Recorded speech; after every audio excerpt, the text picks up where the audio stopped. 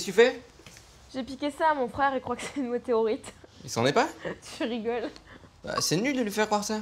Je sais, mais il est trop chiant des fois. Enfin, Et donc? j'ai réfléchi aux astéroïdes, aux comètes, à tout ce qui risque de nous tomber dessus. Et c'est pas ton père qui prend des photos de comètes d'ailleurs? Des fois, ouais, c'est sympa, mais ma mère, elle gueule quand il accroche des photos partout dans leur champ.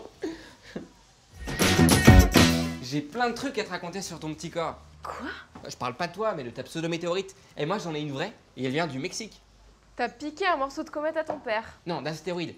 Une astéroïde, c'est de la roche, alors qu'une comète, c'est un mélange de glace, de poussière. Oui, je sais, arrête de te la péter. Bon, bref, donc hier, je l'ai branché sur les comètes et autres astéroïdes, Oh, t'as dû en baver. de l'entrée au dessert. Mais bon, ceci dit, ce petit corps est super intéressant à étudier. À cause de la taille?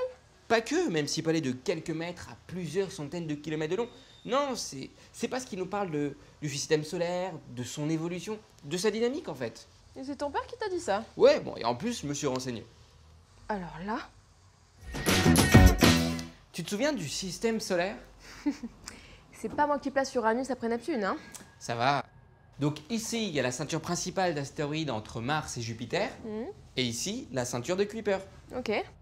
Eh ben, Madame la vanneuse, tu sais combien il y a de petits corps dans cette ceinture principale?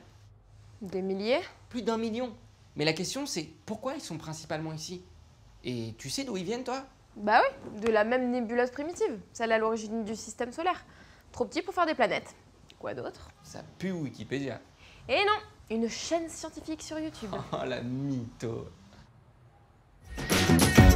Et pourquoi ils sont coincés là à tourner gentiment autour du soleil? Je pense qu'on a la réponse sous les yeux en fait. Ok.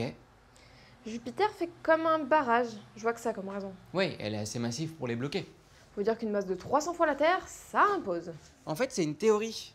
On pense que Uranus et Neptune ont migré. Genre? Bah genre, il y a près de 4 milliards d'années, les planètes géantes étaient plus dans une zone compacte, et puis Uranus et Neptune ont migré vers l'extérieur du système.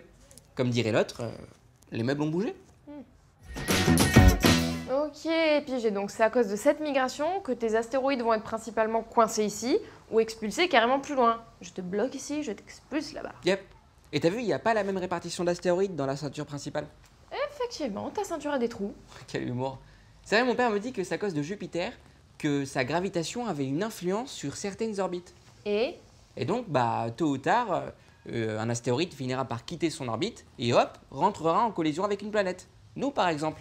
J'ai retenu que c'était à cause de la résonance gravitationnelle parce que mon père faisait des jeux de mots débiles. sur ta résonance, j'aurais fait les mêmes. En fait, étudier les petits corps, c'est un peu comme faire de l'archéologie du système solaire. Bonne def. En fait, les astéroïdes sont hyper divers. T'as ceux d'origine, ceux qui sont le produit de collision, t'en as qui sont carbonés, d'autres avec du silicate. Y a le choix, hein. Fais ton marché. Et tiens d'ailleurs, en parlant d'astéroïdes carbonés, ils en ont trouvé dans la ceinture de Kuiper. Et alors? Et alors, bah, si elle se trouve si loin, ça peut confirmer la théorie de la migration des géantes gazeuses. Pouf! Éjecter la petite roche. Tiens, en fait, tu vas le dire à ton frère pour sa météorite? Que dalle, ouais. C'est nul. Je sais, mais c'est bon, hein. Allez, migre ton petit corps.